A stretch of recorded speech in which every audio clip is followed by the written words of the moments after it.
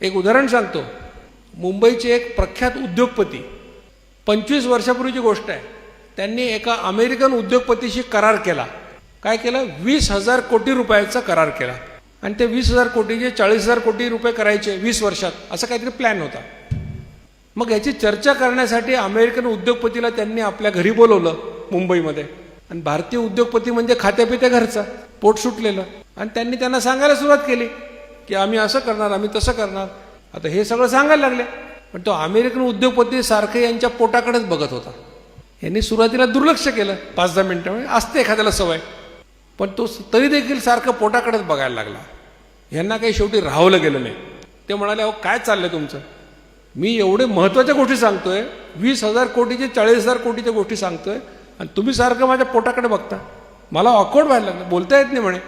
त्याच्यावर तो अमेरिकन उद्योगपती काय म्हणाला बघा. तो म्हणाला, साहेब तुमच्याशी आम्ही करार केला, किती? 20 वर्षाचा करार केला, आणि तुमची तर 2 वर्षाची गॅरंटी दिसत नाही म्हणे. तेव्हापासून हा उद्योगपती पळायला लागला. आता 42 किलोमीटरचा मॅरेथॉन पळतो. मग याला 20,000 कोटीचा करार करणाऱ्या माणसाला जर वेळ काढता येतो, तर आपल्याला काढता आला पाहिजे की नाही? कोणालाही काढता आला पाहिजे. वेळ काढणं आवश्यक आहे.